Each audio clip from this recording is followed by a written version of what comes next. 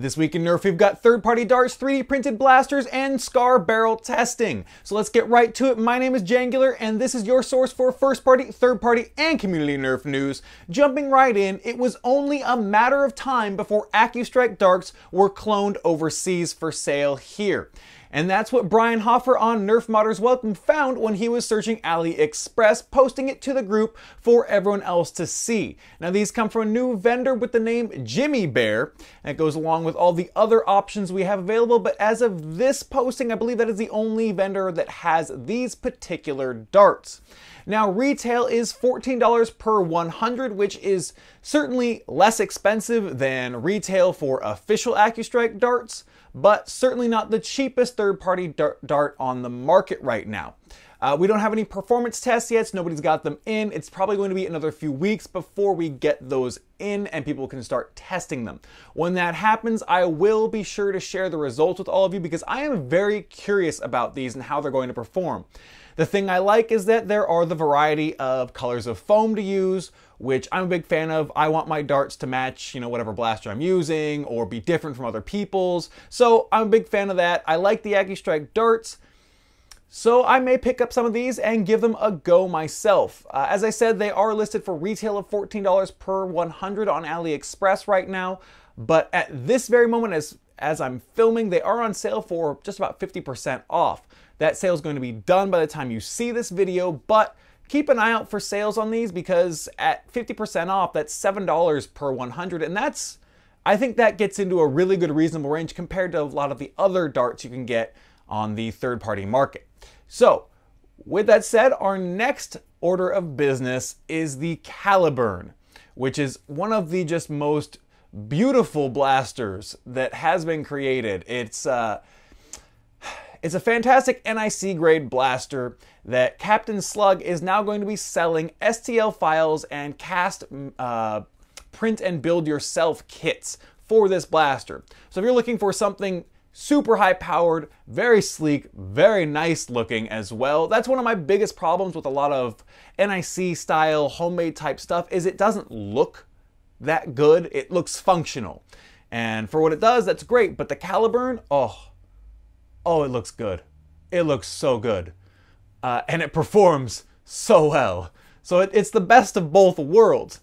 And so what he's going to do is provide kits for those with access to casting processes or 3D printers that can print off those pieces, and he'll provide you with those files necessary and all of the other parts that go into the blaster to hold those pieces together for $65.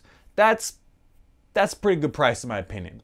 He's also going to be selling fully cast, fully assembled blasters for $140 once he has the time. And that's not a bad price in its own for a high quality blaster. That's about what you pay for a JSPB blaster fully assembled and shipped and all that. And yeah, it's a magnificent looking blaster that should perform fantastically and look just, I can't get over how good it looks. I really can't. But check it out. All the links will be below as usual.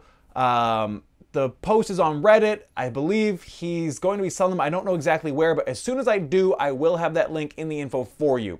I'm just so flustered by it. It's just so, I keep looking at it. It's just like, it's so sleek. It looks so good.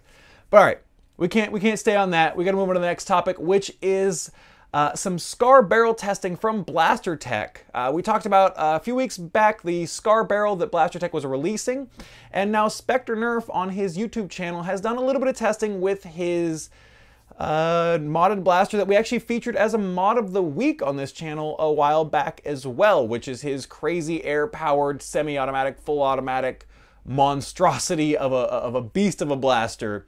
And he was showing that this scar barrel that Blaster Tech has produced and is selling that's adjustable, so you can test kind of to find the right amount of spin that you want. And he showed a test of no rotation on the dart, on the strings, versus a quarter turn. And granted, it's not an exhaustive test. It's not, thousands of darts or hundreds of darts or super scientific, so take it as you will. But you can definitely see a difference in the video. And the reason I talk about this is because it kind of lines up with what I've seen, testing things with like the JSPB versus non-rifled barrels and stuff like that. So it kind of lines up with what I have found, and I think that's interesting, and I know a lot of people kind of go back and forth on whether or not the string rifling really does anything or adds any value, or if spinning the darts does anything, or if it just produces more whirlybirds. So I think there is a sweet spot to find in that.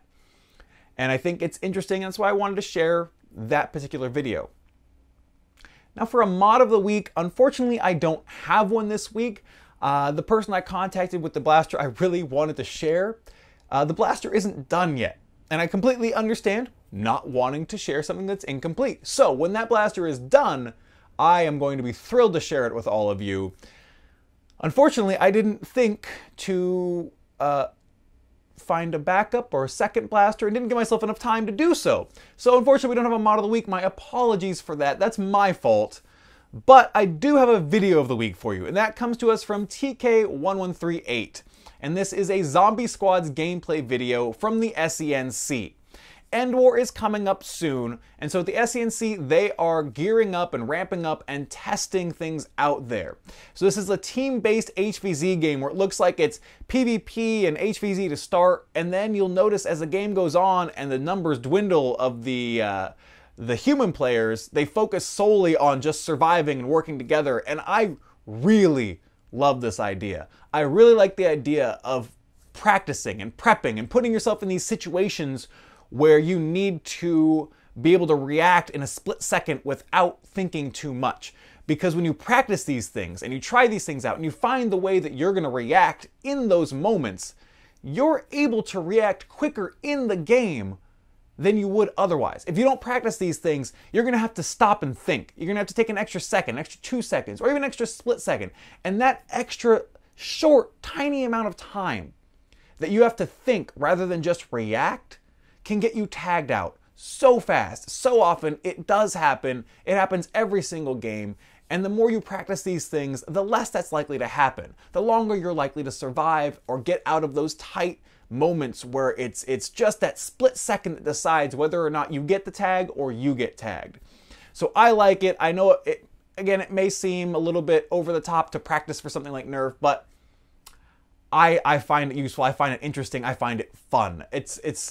Maybe it's the competitive spirit in me that I really enjoy those kinds of things, but I wanted to share that with all of you because I think it's really cool. And that video is going to be right here because that brings us to the end of the video. Let me know what you thought of everything this week. Are you going to pick up the new darts? Are you interested in the Caliburn? What do you think of Scar barrels?